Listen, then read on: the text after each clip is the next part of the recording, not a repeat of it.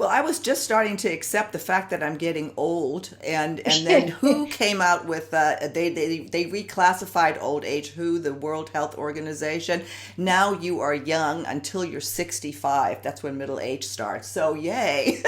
Wow, wow, I didn't even know that. Oh, I love that. Did you push record?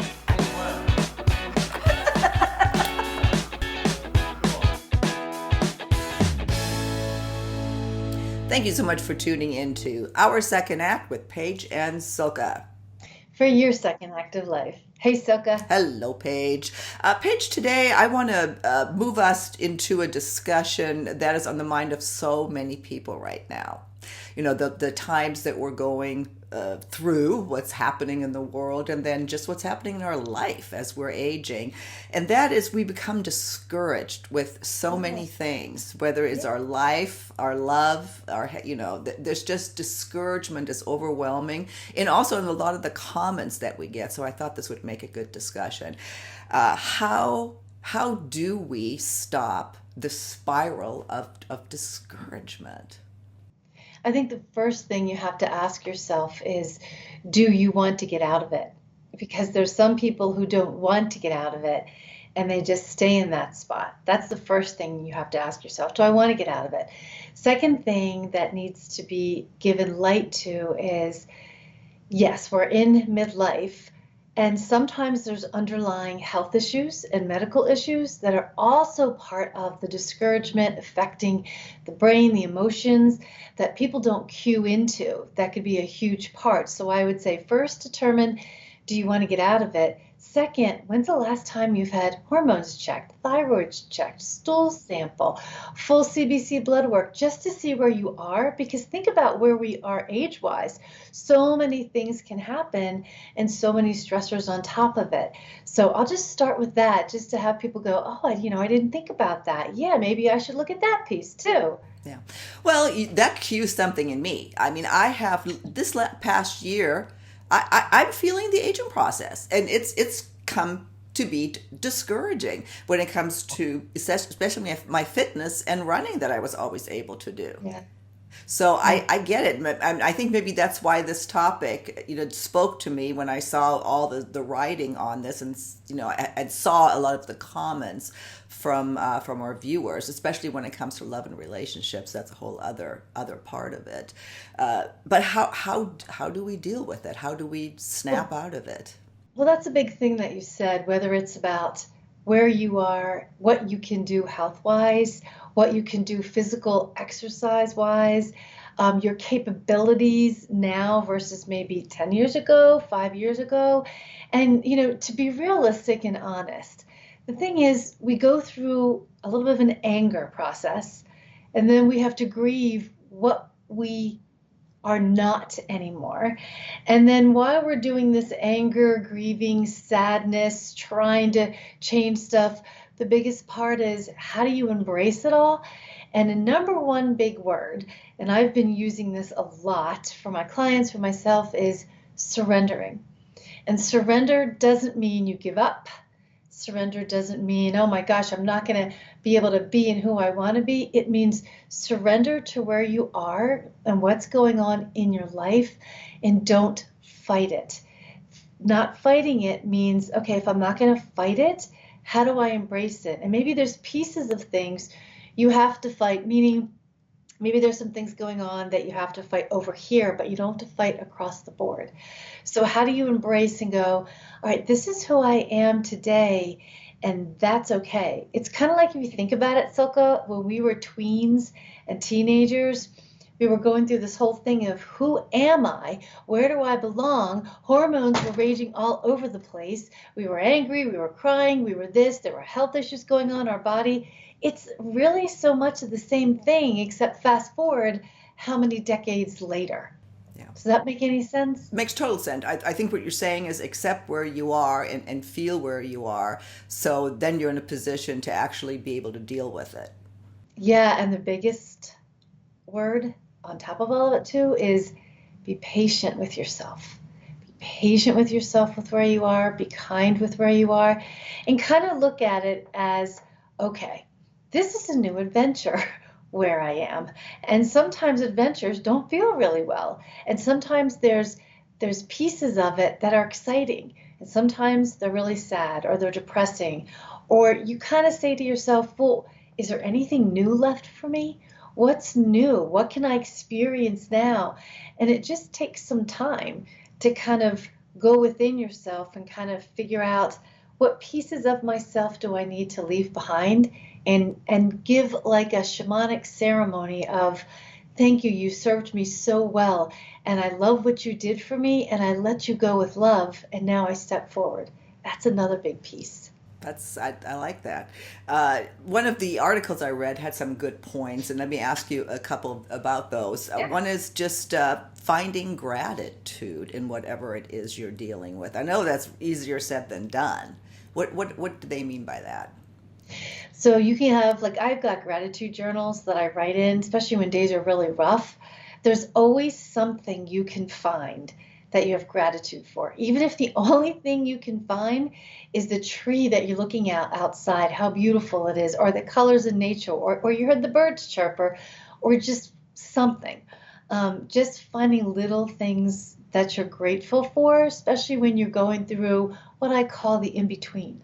And I'd like to just comment a little bit about that because this is part of this. So, especially in our life, we're not who we were completely, and we can't really do all the things we used to do completely. And maybe some other things have come up, and we're not there as to where we think we want to be, or not sure where we are. So, we're in this in between. And the in between can be so uncomfortable. And I have clients say all the time, can I be done with this in between page? And I'm like, well, here's the great thing about the in between. If you rush through the in between, you miss the messages and the lessons of so much growth. So when you exit the in between, there is such a bigger understanding of wisdom and letting go of what was and where you are. So there's no room for shoulda, coulda, woulda when you step out from the in between and step forward. Well, I was just starting to accept the fact that I'm getting old, and then WHO came out with they reclassified old age. WHO, the World Health Organization.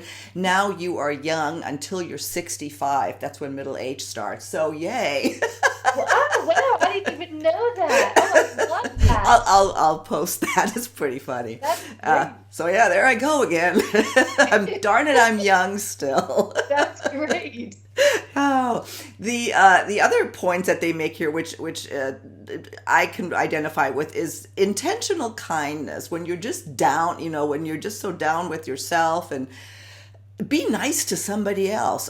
Make somebody else feel good. I know when I get unexpected compliments, or even on this channel, when people say, God, Silka, you and Paige, this has been such you've made such a difference. God, that makes me feel good. So I try to offer that to other people. I know you're a big advocate of that. Yeah, I'm a big advocate of that. And I'm a big advocate of do something for somebody that you don't even know. That's huge.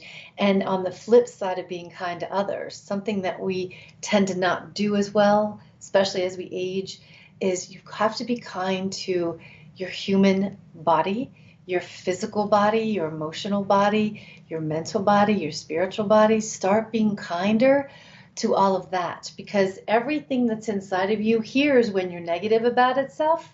And that doesn't work very well. And I know there's days where we're just going to be acting out like that. And then you can stop and go, oh, I'm so sorry. Let me touch base and realize how grateful I am that you, body, all that encompasses, have carried me this far into where I am today. Yeah, that was another big point they made. Self-care. That's exactly what you're describing. Yeah, the shift from harshness to compassion. Yeah, it makes a lot of sense. Makes a lot of sense. Yeah. The other one I wanted to ask you about, and this gets more esoterical and into the pageisms, is the bigger why. Look at the bigger why of what it is that you're experiencing. Talk to me about that. So, so much to say. When people tell me all the time, well, why is this happening? Why is this happening? Sometimes I can see clearly for them, and sometimes I can't because I'm not supposed to. because that's supposed to be their journey. So it's again stepping in and trusting the process. And when you ask the bigger why, it could be anything, right? Between your adult kids, your health, your exercise, your relationships, death, aging, all of it, right? And sometimes you're not going to have the bigger why. So try and step back and go, okay, if I don't know what the bigger why is now, what can I see today in this moment? And what can I embrace today? And a huge piece, a huge piece to think about is, where are you on the faith spectrum, the spirituality spectrum, whatever works for you? Because what I find, especially for myself, is, as we age, we also tend to take so much on because we have taken so much on. So it's really important to go, you know what? I don't need to take all this on. What if I just lifted it from here and gave it to whatever I believe in, whether it's a higher power, Buddha, nature, God, whatever it is for you, and kind of say, you know what? Whatever universal energies out there, whatever energetic intelligence is out there, I'm going to give it back and say, whew, I've been doing this for how many decades? I'm going to be really interested on how you make this turn out right now. That doesn't mean you don't have free will, but give it back. Mm-hmm. Yeah. Yeah, great advice, and I'm sure it'll speak to a lot of our viewers. Please leave us your questions, your comments. I think the bottom line for me is that, my goodness, we are all going through discouraging times. Yeah. We experience it all the time. It's how we handle it and how we, how we deal with it that makes the difference. But I'll let you close out as usual, Paige. What are your final words on discouragement? We all have it. We all go through it. Some of us have the discouragement in bigger levels at times than others, and vice versa. Just remember to be gentle with yourself, be kind, take care of yourself. Look at where you are today. And I want you to visualize, this is how I want to close today, Silka. I want people to visualize this big archway of a doorway. And it's kind of like very ethereal. Think of like the dry ice fog that's around this archway. And I want you to think about stepping into this archway. And as you step into this archway to the other side, I want you to drop all of the layers that you don't need anymore, that you don't want anymore, and that it's time to let go anymore. And as you walk through this archway, let it all drop and then step inside to something new. I like that. I can see that. I could see that while you were describing it. Yeah.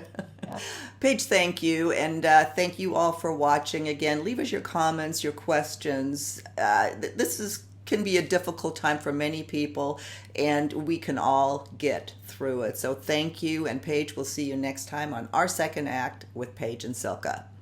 For your second act of life. Bye-bye. Bye.